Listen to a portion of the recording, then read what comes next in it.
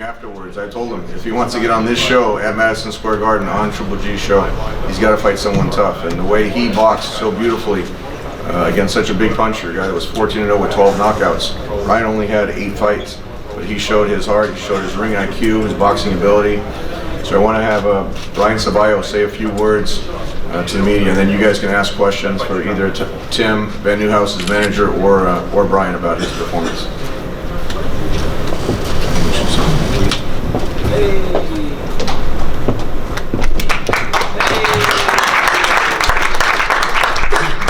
Thank you guys. It was a pleasure to fight here in Madison Square Garden. I'm so grateful and so honored to be on such a stage like this. Thank you to everyone, to my team, Colin Morgan, my coach, Tim Ben Newhouse, Tom Loeffler, Triple G Promotions, 360 Promotions, and just everyone that came out. I felt great tonight. I felt like tonight was the first time that I fully made the transition between amateurs and pros. I felt really comfortable in there, really confident. My coach and I, we've been working extremely hard on that, and I think we proved the point tonight. This guy, all he does is come forward. We stuck to the game plan, changed the angles, pushed him back a little bit, which he has never been pushed back, and we saw exactly what happened. I take my hat off to him because he did exactly what he had to do.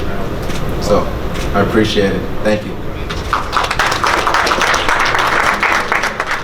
Thank you. Let's say a few words. Any questions for Brian before we bring down Gennadiy? There you go, Michael Woods. Tom and Ben, can you talk about how quickly you're going to move this guy from here? Was this the sort of win where you said, geez, wow, he beat that showbox level guy, and now we're maybe going to accelerate his elevation a little bit?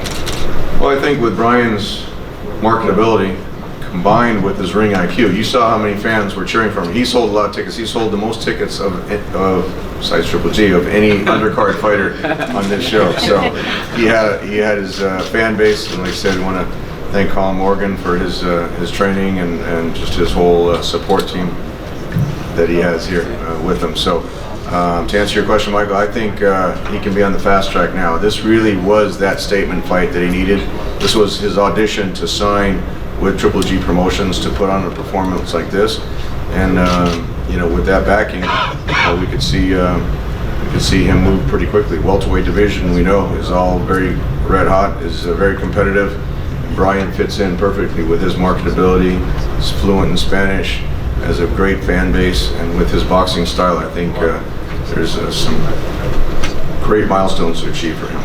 He was initially signed too, Mike, to be on the fast track. 200 amateur bouts, 24 years old, back-to-back Olympic trials in both, years.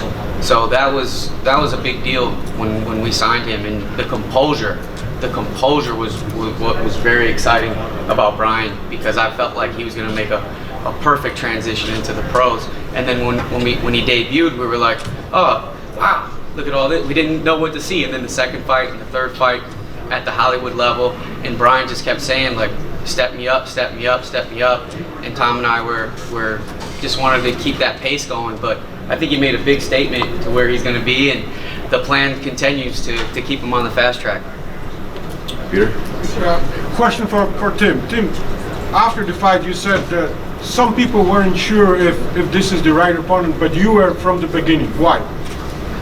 Because of how fast he is, the athleticism, the composure, the skills. I knew it was all there, and the confidence.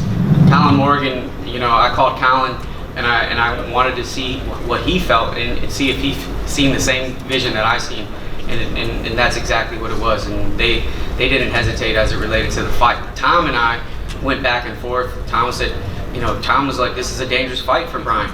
This is what we're doing, And I said, Tom, so you guys sure? Yeah, are you sure? Then let me sleep on that. I'll call you back. And then I got on the phone with my CO, and collectively, it's a big decision. And he's like, I don't like that. I don't like that guy. He's like, I believe in the world of Brian, but I don't like this opponent. And it took me literally about a week, and I said, you know what? I see something in this fighter that I think is tailor-made for Brian Ceballo on a big stage like this, a big platform. You're probably not going to get that opportunity again, and he did exactly what I thought he was going to do, and exactly what Colin Morgan thought. I think he exceeded expectations. Would you say, Peter? Absolutely. Considering his No doubt, last outing no at doubt. 360 on the 360 card. Yeah, no doubt.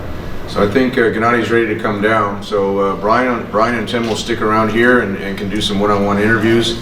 We'll bring Gennadiy down, as well as Ali Akhmedov, who had a tremendous breakout performance also. Beat a guy 15-0, Marcus McDaniel. So Fred, if you want to bring Gennadiy down, and then we'll have him Thank talk you, about Tom. his championship reign. Thanks, Thank you. Tim. Yep. Thanks, Brian.